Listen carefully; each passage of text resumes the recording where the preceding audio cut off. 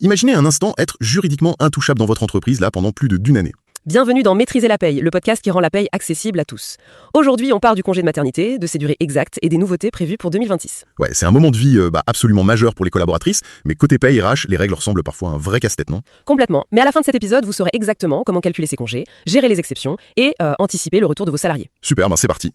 Alors pour bien entamer notre décryptage, il faut d'abord déconstruire une idée reçue très tenace. La durée du congé de maternité, ce n'est absolument pas un bloc temporel figé qui serait identique pour toutes les femmes. Ah bon? C'est pas la même règle pour tout le monde? Non, pas du tout. C'est en fait une architecture juridique à géométrie variable. La loi a conçu ce dispositif pour qu'il s'adapte millimétriquement à la structure familiale. D'accord, je vois. Ainsi, cette période de suspension intégrale du contrat va dépendre de deux facteurs majeurs. Le nombre d'enfants qui vivent déjà au foyer et le nombre de naissances attendues simultanément. Mais concrètement, quand on est au RH et qu'on doit planifier l'absence, comment on détermine exactement combien de temps ça va durer?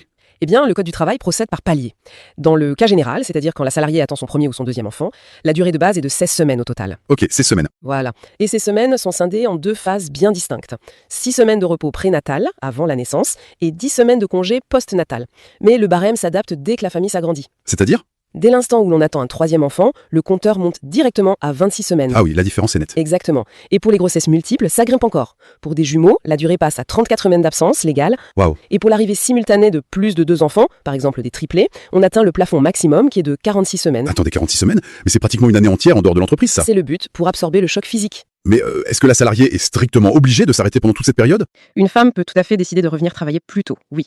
Mais attention, la loi impose une ligne rouge absolue. Laquelle en fait? Il y a une interdiction formelle et absolue d'emploi de 8 semaines au total, dont obligatoirement 6 semaines consécutives juste après l'accouchement. C'est un délit pénal de la faire travailler pendant cette fenêtre. D'accord, donc c'est vraiment pour protéger sa santé avant tout. Tout à fait. Mais en dehors de ce socle intouchable, elle a une réelle flexibilité. Elle peut par exemple reporter jusqu'à 3 semaines de son repos prénatal sur sa période postnatale, si son médecin est d'accord. Ah, c'est super pratique ça. Et c'est là qu'on arrive à une règle fondamentale. À retenir. Si l'accouchement a lieu en avance sur la date présumée, la durée totale du congé n'est pas réduite. Les jours prénataux non pris sont automatiquement reportés sur le congé postnatal. Ce mécanisme de transfert est vraiment ingénieux. Ça évite de pénaliser la mère. On maîtrise les délais maintenant.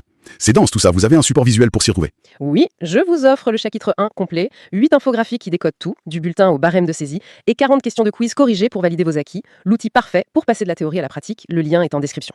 Mais revenons au sujet. Dès l'instant où l'état de grossesse est médicalement constaté, la loi déploie un véritable bouclier juridique. Ah, c'est-à-dire? C'est quoi ce bouclier en fait? Eh bien, l'objectif légal, c'est d'isoler totalement la future mère de toute pression professionnelle. La maternité ne doit en aucun cas devenir un risque pour sa carrière. D'accord. L'entreprise doit donc geler toute velléité de rupture de contrat. Mais comment on l'active concrètement? Un simple email au RH, ça suffit pour être protégé contre le licenciement? Alors non, le déclenchement requiert un formalisme strict pour des raisons de preuve. La salariée doit prévenir son employeur de préférence par lettre recommandée avec accusé de réception. Ok, je m'en doutais. Ou alors par une remise en main propre contre récépissé.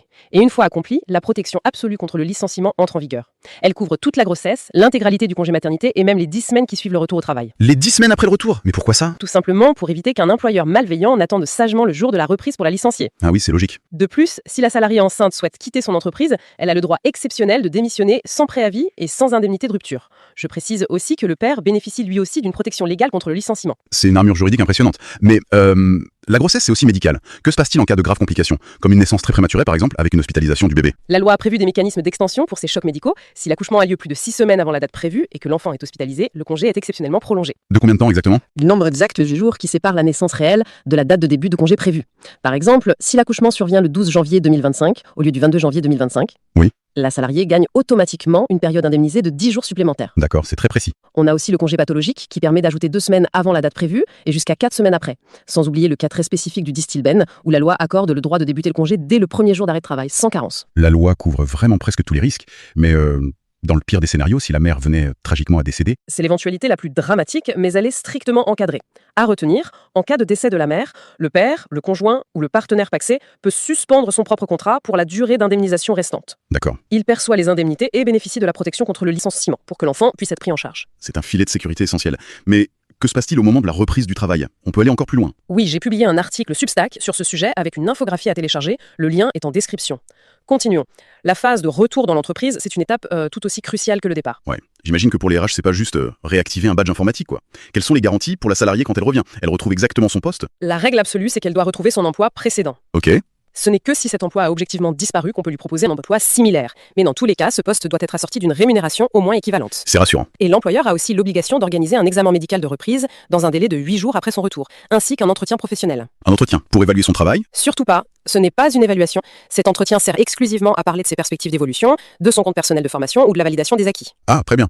Et si elle souhaite rester plus longtemps avec son enfant, mais sans s'enfermer dans un congé parental classique, elle a d'autres options? Absolument. Elle a une porte de sortie spécifique. Elle peut rompre son CDI sans préavis ni indemnité de rupture, à condition de prévenir l'employeur au moins 15 jours à l'avance. D'accord. Et cela à l'issue immédiate du congé ou dans les 2 mois qui suivent la naissance. Mais du coup, elle perd son job définitivement? Pas exactement. Elle bénéficie ensuite, pendant 1 an, d'une priorité de réembauche absolue dans l'entreprise. C'est un super compromis, ça. Mais vous avez évoqué une nouveauté législative majeure pour cette année. C'est quoi exactement? C'est une grande transformation de la politique familiale. À retenir, c'est le congé supplémentaire de naissance. Pour les enfants nés à partir du 1er janvier 2026, les parents ont droit à 1 ou 2 mois de congé en plus. C'est une sacrée nouveauté pour les services RH. Oui, ce dispositif est applicable à partir de juillet 2026 et doit obligatoirement être pris dans les 9 mois suivant la naissance. C'est noté. Une question express pour être sûr d'avoir bien compris.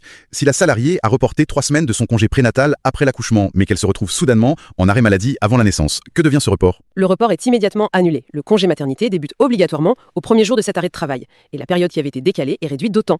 Pour aller encore plus loin, mon livre Maîtrise la paix édition 2026 transforme la complexité en visuel clair. Avec 50 infographies pour tout comprendre et 250 questions corrigées, vous avez enfin les clés pour maîtriser chaque calcul. Le lien est en description pour commander votre exemplaire. Soutenez ce nouveau podcast avec une note 5 étoiles et un avis sur votre application d'écoute. Ça aide d'autres à nous trouver. Merci de nous avoir écoutés. On se retrouve demain pour un nouvel épisode. Prenez soin de vous. À demain sur Maîtriser la paix.